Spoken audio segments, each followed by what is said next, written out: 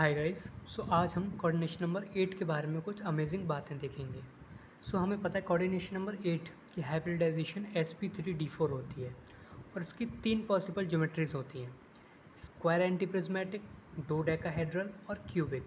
इसके कुछ एग्जांपल्स हैं IF8 negative, MONCS8 3 negative, CRO8 3 negative, MONCS8 3 negative, PAF8 3 negative और IAF8 नेगेटिव। अब आप इनके एग्जांपल्स में कुछ अमेजिंग सी चीज़ देख रहे होगे कि ये भी IF8 नेगेटिव है, ये भी IF8 नेगेटिव है। ये दोनों अलग अलग ज्योमेट्री कैसे शो कर रहे हैं, एक ही आयन। ये जो है ये भी अलग अलग ज्योमेट्री शो कर रहा है, इवन ये भी किसी में भी जा सकता है। तो ऐसा क्यों हो रहा है? तो यहाँ तो मैंने ये तो बस जस्ट बताया कि इसकी जो ज्योमेट्री है वो sp3d4 कैसे आई। ये आप देख सकते हो। पर इम्पोर्टेंट चीज़ है, हाँ, वो जो अमेजिंग चीज़ है वो क्या है कि जो IF8 नेगेटिव है या और ये जो मॉलिक्यूल्स हैं वो दो ज्योमेट्रीज़ को कैसे अडेप्ट कर रहे हैं। क्या है इसमें हमें पता है कि कोई सिंगल आयन एग्जिस्ट तो करेगा नहीं, यानी IF8 नेगेटिव अकेला तो होगा नहीं, इसका एक काउंटर आयन भी होगा, कैटायन। क्या है how can be one molecule shows two geometries? It is due to the counter ion.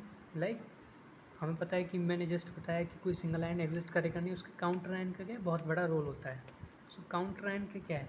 अब हमें पता है ये क्या आयनिक सॉलिड्स होते हैं, these are ionic solids. Example लेके चलते हैं, सपोज करो IF8 नेगेटिव ही है पर एक बार हम Na+ लेते हैं, एक बार CS+ लेते हैं, तो ये हमें पता है आयनिक सॉलिड्स हैं, तो इनकी कुछ लैटिस एनर्जीज होंगी।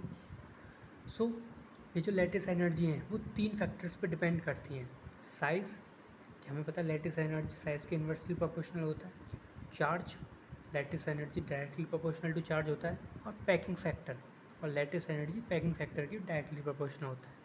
अब जैसे कि हम इन दोनों एग्जांपल में देखें तो जो एनायन का साइज़ है वो बहुत बड़ा है। एनायन के कंपैरिजन में इस कैटायन का जो साइज का चेंज है वो इतना सिग्निफिकेंट नहीं है, तो हम इस साइज वाले फैक्टर को नहीं कंसिडर करते। चार्ज दोनों में सेम है, sp +1 -1 +1 -1, तो चार्ज को भी नहीं कर सकते। तो इसमें जो मेन फोकस होता है, जो मेन फैक्टर है वो पैकिंग फैक्टर काम करता है। क्या है अब हमें पता है अगर इनमें आयंस डिफरेंट हैं तो इनका पैकिंग फ्रैक्शन भी डिफरेंट होगा, तो लैटिस एनर्जीज भी डिफरेंट होंगी। तो लैटिस एनर्जी डिफरेंट होंगी तो स्टेबिलिटीज़ भी डिफरेंट आएंगी। जो बिगर आयंस होते हैं जनरली क्या है वो उनका पैकिंग फ्रैक्शन ज़्यादा होता है। जब पैकिंग फ्रैक्शन ज़्यादा होगा बिगर आयंस का तो वो उनकी जो लैटिस एनर्जी है वो भी ज़्यादा होगी और उसकी स्टेबिलिटी भी ज़्यादा होगी। और अगर कोई बिगर आयन है तो वो ज्योमेट्री किस टाइप की बनाएगा? बड़ी ही ज्योमेट्री बनाएगा। अगर वो आयन बिग है तो ये क्या बिगर ज्योमेट्रीज बनाते हैं। अब इन दोनों में बिगर आयन कौन है? CS positive. तो CS पॉजिटिव IF8 नेगेटिव क्या बड़ी ज्योमेट्री बनाएगा और ये ज़्यादा स्टेबल होगा। अगर इन तीनों ज्योमेट्रीज़ में देखें तो लेफ़्ट टू राइट हम देखें तो ज्योमेट्री का साइज़ बढ़ता जा रहा है, यानी क्यूबिक बड़ी ज्योमेट्री होती है, फिर उससे छोटी ये या फिर उससे छोटी ये।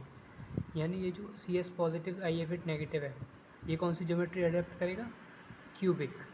और ये वाले कौन सी ज्योमेट्री अडेप्ट करेगा? इन दोनों में से कोई, या ये भी स्क्वायर एंटीप्रिज्मेटिक। ठीक है। इस तरह से हमने देखा कि एनायन सेम ही है पर उनका जो काउंटर आयन है उसका बहुत बड़ा रोल है उनकी ज्योमेट्रीज डिफाइन करने में। तो इसी वजह से इसकी ज्योमेट्रीज दो डिफरेंट आती हैं, क्यूबिक भी आ सकती है और स्क्वायर एंटीप्रिज्मेटिक भी आ सकती है।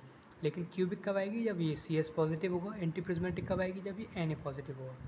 आई होप आपको समझ में आया होगा। ये कुछ इंटरेस्टिंग बातें थी स्टैटिक नंबर 8 के बारे में।